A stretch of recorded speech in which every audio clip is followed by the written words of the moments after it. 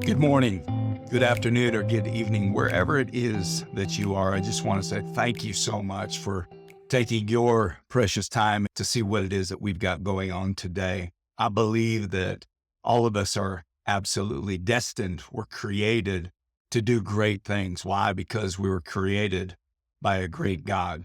I'm in this space, in this place often where I'm putting messages together for church, whether it be on Wednesdays or Sundays or doing different speaking engagements and events throughout the week. And I thought to myself, you might as well just see if you can give some encouragement throughout the week in some sort of a vlog or a podcast. And so I just want to just take a moment. I've gotten some good feedback from some of my friends and some new people that I've just met. But I want to say thank you for just tuning in and checking this out. I really believe that we were created to be an encouragement to one another. And this is just one of the ways that I feel that I can make a difference beyond our church family. So I want to encourage you to like and share and continue checking in.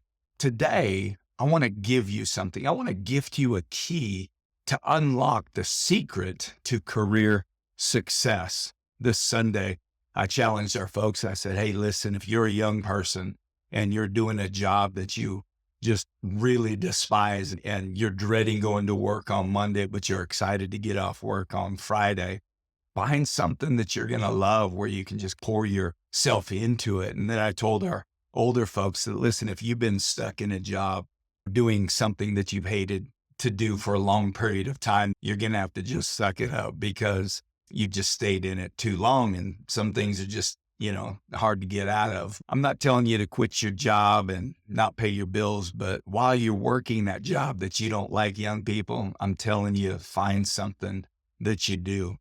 Life is a maze. And just like a maze, we often will come across crazy intersections. Man, do I take a left or do I take a right? Do I continue going straight? Where do I go? And whenever we come across these tough decisions, it can breed all kinds of uncertainty.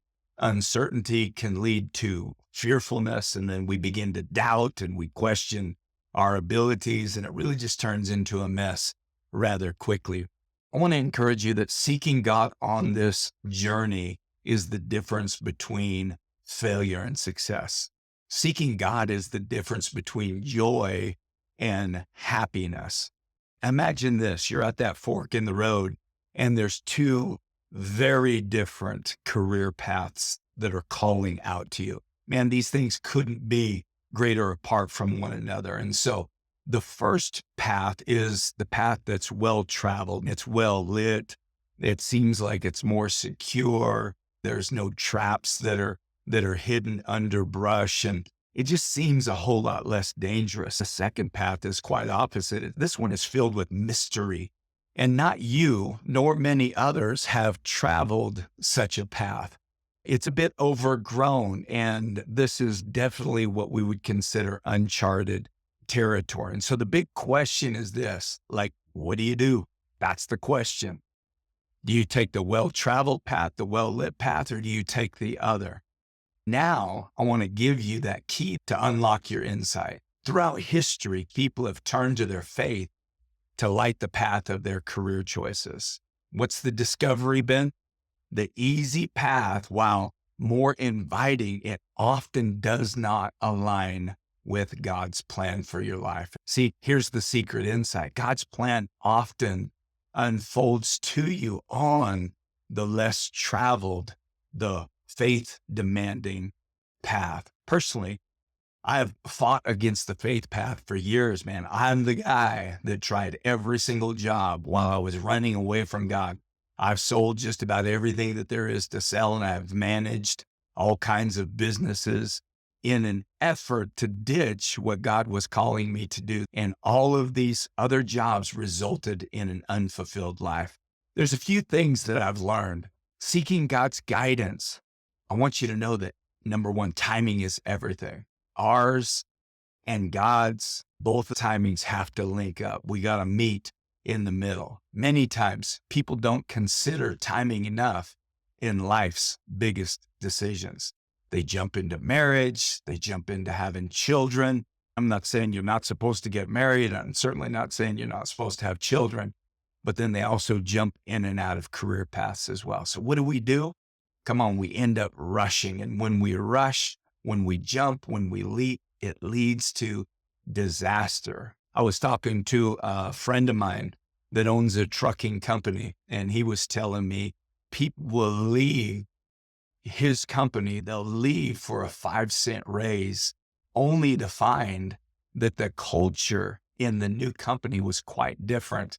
We cannot be motivated by the wrong thing. Psalm chapter 27 and verse 14 says this: wait patiently on the Lord. Be brave and courageous. It says, yes, wait patiently for the Lord. And so once again, when we fail to wait, oftentimes that leads to a wreck. And who wants one of those? The second thing we've got to do is embrace our faith. As faith people, embrace your faith. Come on, the road that is less traveled causes us to slow down. See, when you're in faith, you're walking, and then you're listening, and then you're walking, and then you're looking. Come on, you haven't been here before. It just reminds me of the times that I spent in the Marine Corps, and we would be doing a reconnaissance patrol in a new area, or a security patrol for that matter. We were walking slowly, and we were listening, and we would walk a little bit, and we were looking, and we were paying attention, right? We were listening to, we'll just call it that still small voice. So the whole idea of this thing is faith over fear. Proverbs 16:3 says, commit to the Lord whatever you do, and he will establish your plans. See, listen, God's going to direct your steps. There's no doubt about it. Last thing, get to know your purpose. Why? Because your purpose is unique. Have you ever thought about this? What if I missed myself trying to become another? What if I missed who God had created me to be, trying to be someone I never was intended to be? Ephesians chapter 2 and verse 10 says this: for we are God's handiwork. We were created in Christ Jesus to do what? Good works, which God prepared in advance for us to do. So come on, by taking God on this career journey, you're going to discover hidden treasures along the way. It reminds me, our youth group, they just went to the corn maze recently, and a lot of the leaders, they went before the group had arrived, and they began to hide hidden treasures all throughout that corn maze. And the people that were paying attention, the people that were walking a little bit slower, the people that were aware of their surroundings, come on, they're the ones that found the hidden treasure. It's no different, man. Walk with God. He is the one that will get you to the goods. He is the one that has written the map. He's the one that has hidden the things that you need. This is a real life treasure hunt. Make sure and take the Lord with you. I appreciate you tuning in. Make sure and like and subscribe. Hit the bell. God bless you.